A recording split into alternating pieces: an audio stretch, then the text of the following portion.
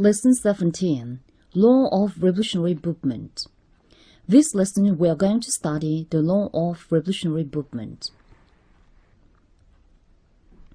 It is first of all important in understanding the law of revolutionary movement to have correct view of the direct course of the revolutionary movement. The direct course of the revolutionary movement lies in the popular masses' higher sense of independence and political readiness. President Kim Il-sung said, "The direct course of a social revolution lies in a high sense of independence and political readiness among the masses." A revolution will come about only when the popular masses become conscious of their class position, have a keen desire to rid themselves of domination and subjugation, and live freely and ideologically and politically prepared to struggle to attain their desire. The masses of the people regard independence as their life and soul. Therefore, if their independence is trampled down and restricted, the popular masses wage the revolutionary movement against them. In order to live a life befitting human in the exploited society, the popular masses must be free from exploitation and oppression, and to its end, overthrow exploited system and class. Even in the socialist society, the masses of the people are restricted by natural factors and outdated ideology, technology, and culture, the leftovers of the exploited society. Under such condition, they continue revolution in order to fully realize their independence, free from natural factors and restriction of outdated ideology, technology, and culture. When their independence is trampled down and restricted, the masses of the people conduct revolutionary movement against them. But they are not the direct cause of the revolutionary movement. Unless the popular masses are awakened to ideological consciousness of independence and prepared politically, the revolutionary movement cannot be come about, even though their independence is infringed upon and restricted. The masses' high sense of independence is the direct cause of revolution. That the masses have high sense of independence means they become conscious of their social class position and interests, have a keen desire and aim of struggle to rid themselves of all sorts of fetters and subjugation, and live freely and have ideological preparedness and will to struggle for their realization. The popular masses, who are firmly armed with ideological consciousness of independence, can only turn out in the revolutionary struggle purposefully and consciously, without allowing their independence to be infringed upon and restricted. The masses' political readiness is also the direct cause of revolutionary movement. That the popular masses are politically prepared means they are united systematically to form a powerful political force. If the revolutionary movement is to be caused and propelled, the popular masses, the masters and direct performers of the revolution, must have powerful revolutionary ability to realize with own efforts the independent demands and interests set forward as the fundamental purpose of their action. Way of possessing such revolutionary ability is to be united systematically and prepared politically. It is also important in understanding the law of revolutionary movement to correctly grasp the fundamental factor of victory in the revolution. The fundamental factor of victorious revolution is the motive force of the revolution. The motive force of the revolution must be strengthened and its role enhanced in order to advance and win victory in the revolutionary movement. That the motive force is the fundamental factor of victory in the revolution means that the strengthening the motive force and enhancing its role is more important than the objective conditions in winning victory in the revolution. Objective conditions have an important influence on advancing and winning victory in the revolution. However, it is not the objective conditions but the motive force of the revolution that play a decisive role in the revolutionary movement, and the fundamental factor of victory in the revolution is to strengthen the motive force of the revolution and enhance its role. Unless the motive force is prepared and implements its duty, even the favorable objective conditions are unable to be utilized properly and render assistance to victory in the revolutionary movement.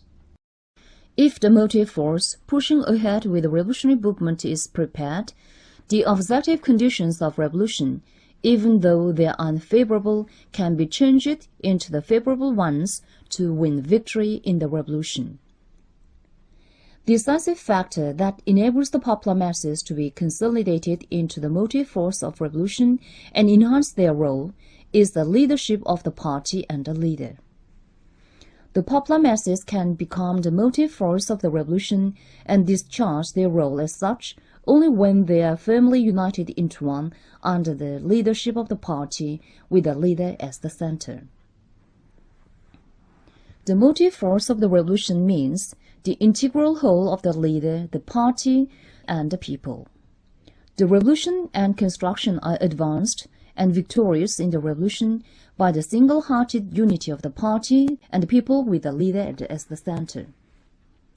In order to strengthen the motive force of the revolution and enhance its role, the single-hearted unity of the leader, party, and the people should be achieved and consolidated steadily. It is also important in understanding the law of the revolutionary movement to correctly understand what the decisive factor of victory in the revolution is. A decisive factor of the victorious revolution is the leadership of a distinguished leader. Bruce's direct course of the revolution and fundamental factor of its victory can be matured and demonstrated to the full only under the distinguished guidance of the leader, thus making positive contributions to the hastening of victory in the revolution. The revolutionary course is started victoriously only under the prominent ideology and leadership of the leader. The popular masses are the direct performers of the revolution, but did not turn out in the revolutionary movement of their own accord. They can have a consciousness of being the masters of their own destiny and a preparedness and resolution to devotedly struggle for their independence, and turn out in the revolutionary movement to open up a new era only by the scientific guiding ideology that clearly illuminates the road ahead of the era and the revolution, only by the purposeful education and only by the organizational training and practical struggle. Guiding ideology of the revolution is founded and popular masses are united into one political force only by the leader. The revolutionary course is developed and completed victoriously only by the outstanding ideology and leadership of the leader. In order to advance and complete the revolutionary course victoriously, it is imperative not only to develop steadily in depth the guiding ideology of the revolution in accordance with the changing and developing revolutionary practice, but also to strengthen the motive force of the revolution and enhance its role continuously. The leader steadily develops in depth the guiding ideology of the revolution as required by the developing revolution, strengthens the motive force of the revolution, and enhance its role to achieve victory in the revolution. That the revolutionary course is started, developed, and consummated with success only by the leader is the precious truth proved by history of revolutionary movement for socialism. History of the protracted revolutionary struggle for socialism clearly proves that if it is under the correct leadership of the leader, the revolutionary course is started, developed, and consummated victoriously without any deviations, but if not, the revolutionary suffers from turns and twists and is brought to naught in the long run. It is also important in understanding the law of the revolutionary movement to correctly recognize the historical development process of the victorious revolution. The revolutionary movement for the masses' independence is developed and accomplished through the process of historical struggle for national liberation, class and human emancipation. The popular masses' social-political independence is realized by the National Liberation Revolution and the Class Emancipation Revolution, and the masses' complete independence is achieved by the Revolution for Human Emancipation. In order to win the masses' social-political independence, it is imperative to realize primarily the independence of a country and nation free from national subordinations. Revolution for national liberation is to liquidate domination and subordination by foreign imperialists and realize independence of country and nation. Important tasks of the Revolution for national liberation is to eliminate foreign imperialist aggressors and their allies, the national traitors and stooges, and build an independent sovereign state exercising full-fledged independence of country and nation. Motive force of the National Liberation Revolution is not only workers and peasants, but broad masses who love their country and nation. United efforts of the whole nation is a decisive strength for the National Liberation Revolution. The important way for carrying out the National Liberation Revolution is to unfold an organized armed struggle. The imperialist aggressors set up the huge, fastest repressive machineries in colonies to suppress brutally the masses' revolutionary advance for national liberation. In such circumstances, the National Liberation Revolution can emerge victorious only through the organized armed struggle. The revolutionary movement is developed in this, from the Revolution for National Liberation into the one for complete class emancipation of the masses. The class emancipation is the revolution that enables the popular masses to be the masters of the state and society, free from class exploitation and suppression. The popular masses could not but have to continue the socialist revolution in order to realize their social-political independence, ultimately free from the class exploitation and oppression. The basic condition for the masses' social-political independence is the complete abolition of all sorts of exploitation and oppression. Socialist revolution is the revolutionary movement to liquidate exploitative class and system once and for all and realize social-political independence of the popular masses. Historic course of class emancipation is accomplished through the socialist revolution. Only through the socialist revolution can the masses liquidate once and for all the exploitation of man by man, domination of class by class, and realize their social-political independence. After the national liberation and class emancipation, the task of human emancipation comes to the fore in the revolutionary movement for the masses' independence. Human emancipation revolution is the highest phase of the masses' revolutionary struggle made on the basis of the national liberation and class emancipation.